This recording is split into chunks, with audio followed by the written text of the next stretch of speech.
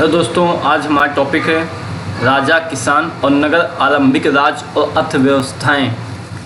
ये जो टॉपिक है ये का जो समय सीमा है इसका है लगभग 600 ईसा पूर्व से 600 ईस्वी तक। मैं आपको इन 3 टॉपिक्स के बारे में समझाऊंगा।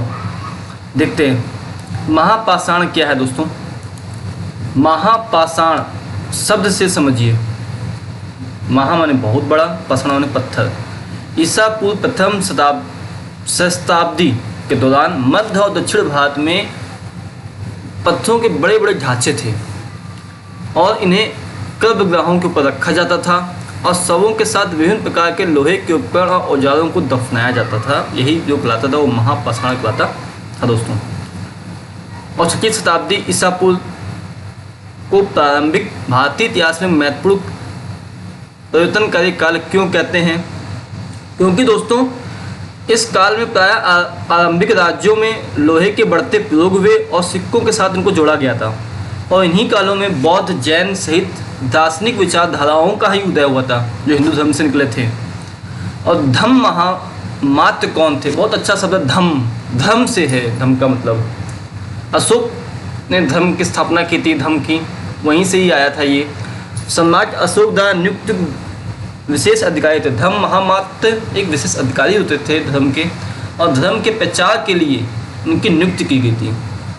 मौर्यों के बारे में जानने के लिए कोई 2 स्रोतों के नाम बता दीजिए आप। मौर्यों, चंद्रगुप्त मौर्य का नाम बहुत सुना होगा, कौटिल्य का अर्थशास्त्र, मेगास्थनीज का विवरण इंडिका में था और अशोक के अभिलेख थे। ये बहुत ही तीनों अच्छे हैं, नॉर्मली सभी को जुबान पे रहते हैं, मत भूलिएगा। अशोक मौर्य थे, भूलिएगा मत। कुषाण कौन थे? चीन में रहने वाले एक कबायली जाति के व्यक्ति थे कुषाण, वो कुषाण कहलाते थे। और क्या हुआ, वो मध्य एशिया से लेकर पश्चिम उत्तर भारत तक विशाल साम्राज्य में उन्होंने शासन किया। और भारत में सोने के सिक्के सबसे पहले कुषाणों ने ही जारी किए थे दोस्तों, समझे। अगर आपसे कोई पूछ दे कि भारत में सबसे पहले सोने के सिक्के किसने जारी किए तो दोस्तों कुषाण थे। अशोक के अभिलेख किन किन भाषाओं और लिपियों में आपने देखे हैं? जो भाषाएं थी वो प्राकृत भाषा रही हैं, ब्राह्मी लिपि रही हैं, और यहाँ तक कि यूनानी भाषा और खरोष्ठी लिपि भी रही है। तो अगर 2-3 ऑप्शंस आए हैं आपके क्वेश्चन में तो आप इन दोनों को टिक कीजिएगा, आ और बा दोनों को।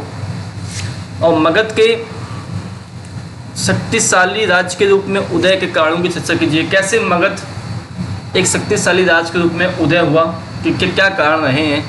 वहाँ पे महत्वाकांक्षी शासक रहे हैं, जैसे बिंबिसार रहे, अजातशत्रु रहे, महापद्म नंद रहे।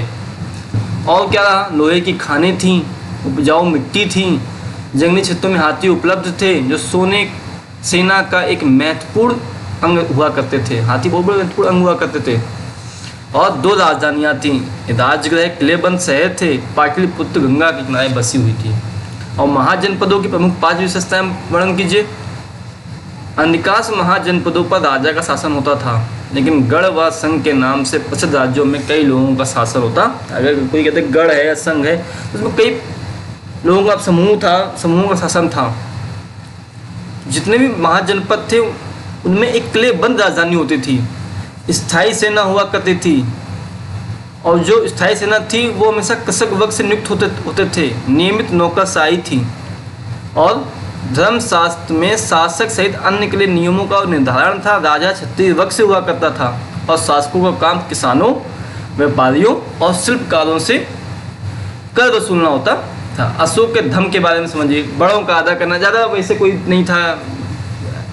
अशोक के धर्म बहुत ही अच्छे थे, देखिए आपको भी अच्छा लगेगा। बड़ों का आदर करना सही बात है। सन्यासियों ब्राह्मणों के प्रति उदारता बिल्कुल सही है। सेवकों दावों के साथ उदार व्यवहार, अच्छी बात कही गई थी।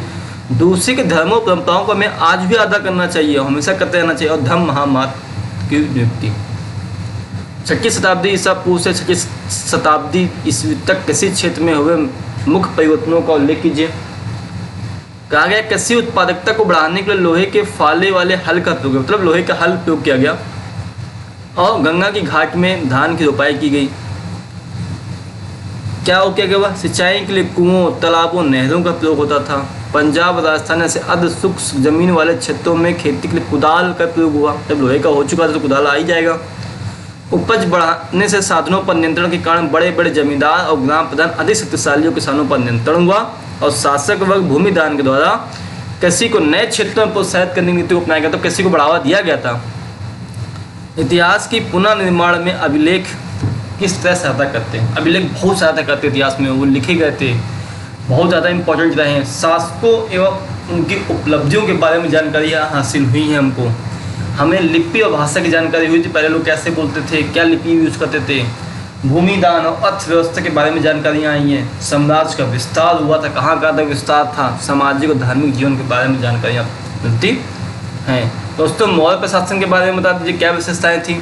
बहुत अच्छा प्रशासन था मौर्य का, आज भी हम उसका अनुसरण करते हैं। केंद्रीय शासन था, राजा का नियंत्रण विधायिका पे था, कार्यपालिका पे था, न्यायपालिका, सेना तथा वित्त पर था। प्रांतीय शासन था, जो आज है प्रांतीय शासन कई प्रांतों में बांट दिया गया था। स्थानीय शासन था, पाटलिपुत्र नगर का शासन 30 सदस्यों के एक आयोग द्वारा किया जाता था।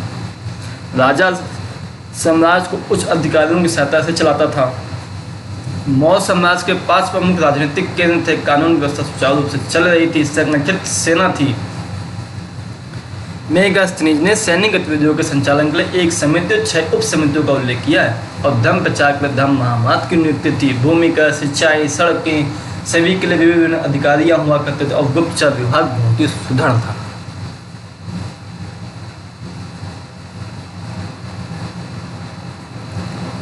जो समाज के अधिकारी करते थे वो सब चीज़ें हैं। जो गलत करेगा उनको दंड मिलेगा।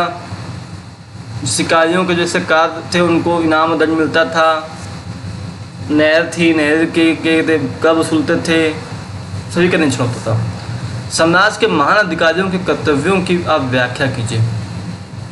जो समाज के महान अधिकारी थे में से कुछ नदियों को देख रेख और भूमि मापन काम करते थे, जरूरी था क्योंकि नदियों से सिंचाई होती थी, खेती होती थी, लोग जीविका अपने चलाते थे। भूमि कोई किसी के ना ले ले, इसलिए सही काम था वो। नहरों से उप नहरें छोड़े जाने वाले पानी के मुख्य द्वार का निरीक्षण करते थे। हर स्थान पर पानी का समान पूर्ति हो सके। आज हमारे यहाँ हो रहा है, कम हो रहा है मुझे लगता है। यही अधिकारी शिकारियों का भी संचालन करते। क्यों? बहुत से शिकारी क्या बिना मतलब के शिकार करते थे। जो शिकार करने लायक था उसके लिए इनाम था। जो बेफालतू में करोगे भैया दंड मिलेगा। वो कर भी वसूलते थे। भूमि से जुड़े सभी व्यवसायों का निरीक्षण करते थे। साथ ही लकड़हारों, बढ़ई, लोहारों, खनन कर्ताओं का भी निरीक्षण किया करते थे। सैनिक गतिविधियों के लिए नियुक्ति उप समितियों की भूमिका क्या थी दोस्तों? उस समय सैनिक गतिविधियों के संचालन के लिए एक समिति, 6 उप समितियों का उल्लेख मेगास्थनीज ने किया है। और इन उप समितियों का काम नौसेना, यातायात, खान पान, पैदल सेना, अश्वारोही, रथरोही और हाथियों का संचालन हुआ करता था। मैं आज भी आपसे एक बात कहता हूँ, जब आप पिछले भारत में आते हैं, प्राचीन भारत में आते हैं, तो प्लीज़ जो थोड़ी बहुत मूवियाँ देखते हैं उनको थोड़ा सा ध्यान दे लीजिए, आपको सब चीज़ें मिल जाएंगी। और पिक्चर देखिए जो मैं बोल रहा हूँ इतिहास के बारे में। दूसरी समिति का दायित्व विभिन्न प्रकार का था। उपकरणों को ढोने के लिए बैलगाड़ियों की व्यवस्था, सैनिकों के लिए भोजन, जानवरों के लिए चारे, सैनिकों को देखभाल कर सेवकों और शिल्पकारों की नियुक्ति होती थी। थोड़े से 50 साल पहले का चले जाएंगे तो हम आज भी ये फॉलो करते थे गाँव में, तो सही बात है। बैलगाड़ी में आपने सफ़र किया ही होगा, नहीं किया हो तो प्लीज़ गांव जाइएगा, प्लीज़ कीजिएगा, अच्छा लगेगा। अशोक ने अपने साम्राज्य को एकजुट करने के लिए क्या किया? बहुत अच्छे काम किए थे। धर्म के प्रचार के द्वारा उन्होंने क्या, क्योंकि उसके प्रचारी ऐसे थे धर्म कि आपको बड़े का अदा करना है, सभी का सम्मान करना है, सभी धर्मों का सम्मान करना है, अच्छे कार्य करना है। और एक महामात्र विशेष की नियुक्ति की थी। दोस्तों, आज हम 600 ईसा पूर्व से 600 ईस्वी तक आपके साथ रहे, प्राचीन भारत में रहे। आप हमारे साथ बने रहे, बहुत अच्छा लगा। आप सभी का बहुत ही बहुत धन्यवाद। जय हिंद, जय भारत।